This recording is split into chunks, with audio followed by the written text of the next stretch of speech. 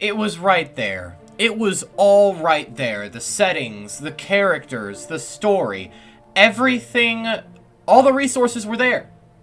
DC, Warner Bros., could have made a really great game. Rocksteady could have made a really great game. Suicide Squad, Kill the Justice League. But it's just not good. It's genuinely not good. There's a lot of problems with it, and I'm going to list them here. Hello everybody, welcome to the Serial Loser channel. How are y'all doing today?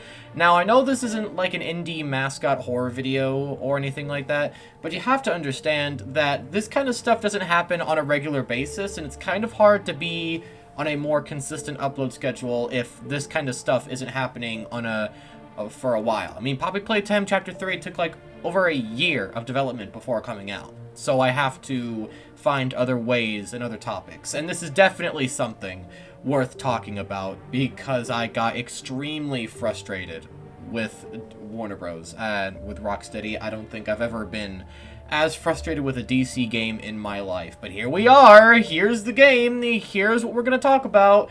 So, yeah, do not play this game. Do not buy it. I'm gonna stream it, but I don't know if I'm gonna really enjoy it. There's people that are leaving reviews of, well, not publicly, because first issue out of the way, you're not allowed to actually leave a review on this game until it officially releases on February 2nd, because the Rocksteady wants to sell copies before you go ahead on your computer and leave a review, which is already scummy behavior. But we're talking about Twitter is enraged by how bad a 2024 game could be. So, I heard that the gun mechanic, like the combat system's fun. I heard the combat system's alright, but in terms of certain aspects, it's nowhere near as good. First example, Harley Quinn combat. I saw it firsthand. Not impressed. You want to know why I'm not impressed? Because you might say, oh, it looks good the first time you look at it. But I'm going to show you some clips of a far better game like Batman, for example, the Arkham. And 9 years ago, I'm going to show you a clip of Suicide Squad of Harley combat. And then I'm going to show you some combat from Harley Quinn from that game from 2015.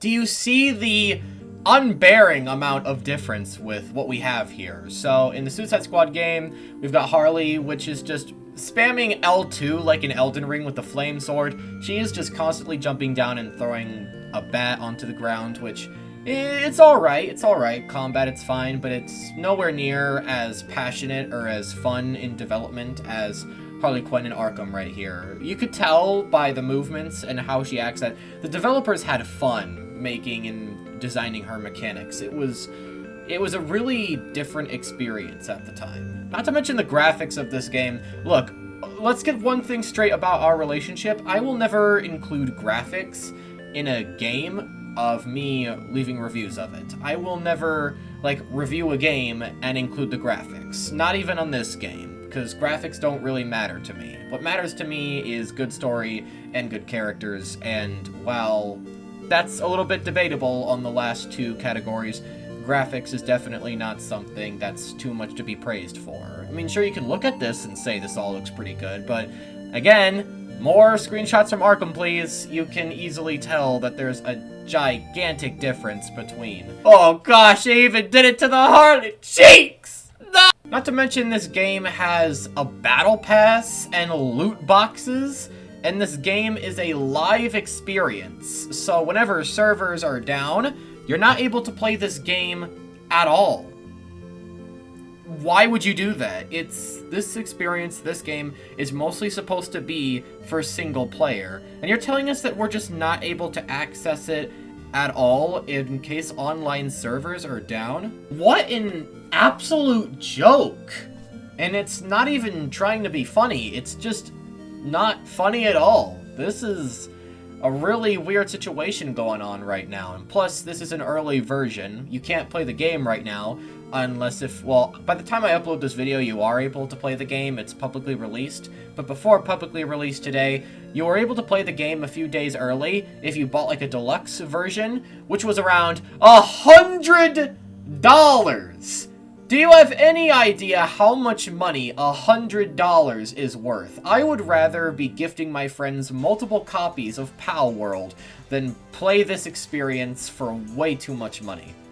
Plus, not to mention, for around the last few hours, people beta testing this game pretty much paying $100 can't even play the game because there's a glitch on where they boot up the game and the campaign of it is already completed when they just start. That is a weird glitch that really should have been noticed if this game has been in development for years with all sorts of beta testers, by the way. This glitch should have been found. It's not that hard. And you might say, oh, it is really hard. But if you listen to what other people are saying, then it really doesn't seem like it's that difficult not to notice. Now, a lot of people are being upset with the premise of our favorite superheroes getting killed in this game in cold blood.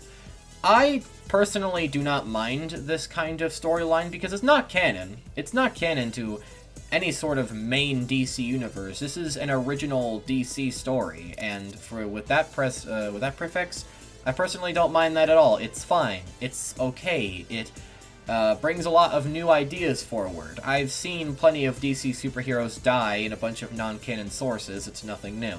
So I was appreciating the idea, and I wanted to see how far they could go with it. And they didn't go that far at all. The boss fights are kinda cool, but how the superheroes die is just really disrespectful to their legacy. You have characters like the Flash, Green Lantern, Superman, and Batman, which we will talk about, all just have a boss fight which has alright mechanics, alright maneuvers, it's pretty well programmed. I like how they look alright. But as soon as their health bar gets depleted all the way down to 0, they just die. There's no build-up, no suspense, they just die. Well, I mean, Green Lantern survives his fight, but then Deadshot just, like, gives him a good old head snap before not even finishing the quote he was gonna say to him. He finished it after he shot him, which is somewhat kind of cool, but still, it felt kind of disrespectful to the character himself. All these deaths just don't feel like they were actually paid due to these characters. These were heroes that were pure of heart. Maybe not the most pure, but they were pure. And have them controlled and corrupted by Brainiac, all their goodwill torn away from them, and you respect their legacy by killing them in cold blood and not even giving them any sort of cool final moments. They just die. No ending quote, they just die. The Flash does a bunch of cool stuff with tornadoes, and then you shoot him down, and then he's just dead. Green Lantern doesn't even say anything important before he gets shot down. And Superman, the legendary almighty Superman, one of the greatest comic book heroes of all time, if not the greatest, gets shot with some kryptonite bullets and then just falls flat on the floor dead. It's outright horrendous how these characters are being treated. But none of them, not a single one, was treated as anywhere as near as the Batman. The Batman fought the Suicide Squad with an interesting tactic. Instead of doing his usual combat methods, he used some sort of fear gas. I don't know. I think it was fear gas. I didn't know the full context. And then transforms into this giant nightmare dream sequence Batman, which, not gonna lie, was definitely kind of cool. But as soon as you take him down, he's just knocked out. He's not dead, though. Oh, no. They get the pleasure of picking him all up, dragging him to LexCorp, and he wakes up. Harley socks him in the face. They move over to a park. They put him on a park bench. And Batman is just sitting there and taking all sorts of disrespect from Harley that he really just doesn't deserve. And Batman responds with, like, "Lamau, you're not funny." And then Harley just shoots him in the forehead. Now, so many people are angry with this moment, and I understand why. Why you should hate this is because this is the last performance that you'll ever see in a Batman game with Batman by the legendary Kevin Conroy, who unfortunately passed in 2022. He was the voice actor for Batman for almost any source you could find. There was the original Batman animated series, and there was the Batman Arkham games. You know, the guy's a legend. The guy was a true legend, and one of his last performances, and the last performance in a game, is just where he has a mid-script writing and then just gets shot at a park bench, died, just shot in the face, without even any sort of proper send-off. I mean, they do give somewhat of a proper send-off of, like, a news report with Remember Kevin and all that, which, you know, I'm glad they gave somewhat any sort of praise for the guy, but still, it felt like a awful end to a variation of the Batman that people have known and loved for years. It doesn't feel like he died. It just feels like he was gonna temporarily leave and come back, but no, he's just permanently dead. He's just permanently gone. This isn't the last performance we'll see of Kevin Conroy, by the way. Kevin Conroy will come back in a animated Batman film because they recorded some voice lines ahead of time. But that is the definitive last performance of Kevin Conroy. So some animated Batman film is coming soon. That's the last time we'll be able to hear his voice until his voice just fades into nothingness, and then they'll start using AI, which will just make us even hate the guys even more. As for the story and the characters itself, they're fine. I don't really have a problem with how the characters and the story are handled, but it's just the way everything was set up with all the different elements put in front of you, and with the unbelievable amount of cutscenes. It is very hard to sit through for a lot of people. So much so that people on Twitter are talking about this game and it just being unbelievably boring, or you can't get through it. You just can't sit through what they see as cutscene torture, which is definitely a big downgrade in terms of a game that I was excited for. I thought this game was going to be a masterpiece. I thought this game was going to be wonderful, but it's not. There's no way it can be. No. I was expecting things to be a lot better the way they were. I didn't expect to see any of this. This is just bad. This isn't even like a good bad. This is just bad. I don't even know how a company as successful can just have a flop like this. It's hard to understand. I was in a call with my artist Clown, and we were talking about the game. We were looking at reviews, and we were looking at a YouTuber looking at the footage of both original Arkham of 2015 and Suicide Squad, and we were just laughing on how horrendous it was. It's genuinely surprising how, after 9 whole years, we just get something that's nowhere near as good as what we got back then.